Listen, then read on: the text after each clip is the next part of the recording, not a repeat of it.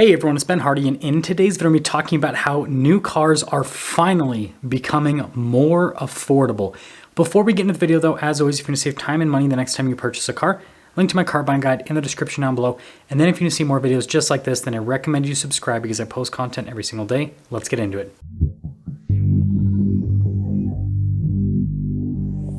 The big news for today's video is that the average consumer here in the US is now paying under MSRP for a brand new vehicle. And this is big because we have just exited a market where most people paid over original MSRP for a car. Right now, the average amount paid under MSRP is $171, which isn't a massive amount. And by the way, this data comes from Kelley Blue Book, if you're wondering. It's not a massive amount, but it's something because, I mean, last year, 2022 March, right, the average amount paid was $1,000 over MSRP. And on top of that, incentive spend on average with automakers is over $1,500. And so you've got automakers that are discounting more, you've got the dealerships that are discounting more. And this is, again, leading us to finally see a market where most people are paying under MSRP. And so, new car prices are finally meaningfully trending downwards, which I think is big news. However, the car market is not equal across the board. And what I mean by this is there is a huge wall between luxury and non-luxury. So non-luxury prices are the ones that are actually pulling the market down the most because this is where we're seeing the biggest discounts, except for two brands, and that is Honda and Kia. Honda and Kia are still transacting over MSRP on average, but all the other non-luxury automakers, so think, Chevy, Chrysler, Dodge, Ford, Hyundai, Kia, Nissan, I could keep naming them, those are all transacting for under original MSRP on average, and so those are bringing down the prices. And if we pop over into the luxury side of things, well, luxury cars are still transacting for over original MSRP on average, so they're bringing up the average new car price, and they're bringing up the average transaction price. And so if you look at new non-luxury cars, right? A lot of them are going for, it depends on the vehicle, right? But a lot of them are going for thousands of dollars under original MSRP, whereas luxury cars, again, there's a lot of dealers that are asking pretty big addendums on that. Now, the biggest thing that I find just absolutely fascinating is two things with the luxury car market. So first off, the luxury car market is now 18% of the new car market. And in March of 2018, it was only 14%. So more people are just buying luxury cars and they're willing to pay more for luxury cars. And two luxury brands, Porsche and Land Rover, now have average transaction prices of over $100,000. And so this just shows this trend where luxury cars are just becoming more and more expensive. And again, it really is like a story of haves and have-nots. You have the people that have tons of money and they're just willing to continue to spend a lot of money. And then your average Joe, right, they're getting absolutely decimated. And so the only way that they're going to be able to buy a new car is if they buy a non-luxury car that is getting discounted heavily. And again, the data definitely supports that. And then the next market that has actually seen price increases is the EV market. Now, the EV market's really small, so that's why, the overall market is seeing price declines, whereas the EV market, even though it's seeing price increases, isn't really going to affect the overall market. It's less than 7% of sales, but still, EVs are transacting for more money, over $300 more in March, which is, again, kind of shocking. See what I did there? Because Tesla obviously had a lot of price cuts. And so despite Tesla's price cuts, EVs are still going for more money. So we're seeing bigger discounts on, ICE cars, and we're seeing, price increases with these EVs, which is absolutely fascinating.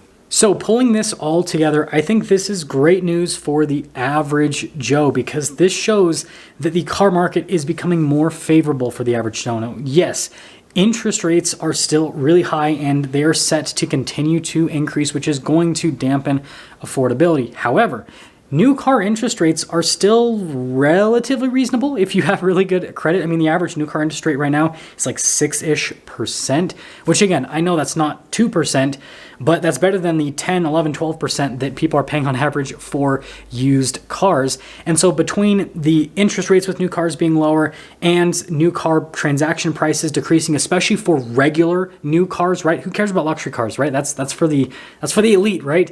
With the regular cars, the prices coming down, this just means that affordability for, again, the average Joe is going to continue to increase. And my hope is that this is going to push automakers that are volume automakers to start focusing on building more affordable vehicles that they can sell in higher volume amounts, because I think they're going to realize that that's where a lot of the money is going to be made. Now, everyone, and this is something that I kind of want to go off a little bit of a tangent with, because I feel like the sales in the market kind of support what a lot of automakers are doing, a lot of automakers have decided to focus more on luxury type vehicles, right? You see a lot of non-luxury automakers building luxury type vehicles, and that's because they see that, well, luxury car market share has increased and luxury buyers are willing to pay over MSRP for cars. And so they're like, that's where we should go and build all of our vehicles. But I think what they're not realizing is that, well, although the luxury car market is really strong right now, it's already starting to pull back, because in February, it was like 19% of the market. Now it's 18%. And I promise you, the luxury car market will continue to shrink because the people that are buying these luxury cars are getting absolutely destroyed. Yes, they have more money than your average consumer, but luxury car used values are not doing well at all right now. They actually have the largest depreciation year over year. Like you have pickup trucks, for example, which on the used market are positive year over year, whereas luxury cars are still down by like 8%. And so if you go and buy a new luxury car, you're going to experience way more depreciation than if you buy a regular car. And so because these luxury car buyers are experiencing more depreciation, which they haven't experienced over the course of the last couple of years, because again, everything was transacting for over MSRP, it's going to put them in a position where they're going to continue to lose more and more money. And they're going to realize like, oh, maybe I shouldn't buy the third luxury car of the year. Maybe I should only buy two. And again, like I said, I promise you these sales will continue to pull back. And so I want you guys to let me know what you think about this market situation. I think overall, again, although this is not massive, right? This is not the $5,000 off of MSRP on average that people are hoping for, because, well, prior to the pandemic, I think the average transaction price was, I think it was like $4,000 under MSRP. It's obviously not in that level, but it's going towards that direction. So we're going towards a market where cars are slowly becoming more affordable.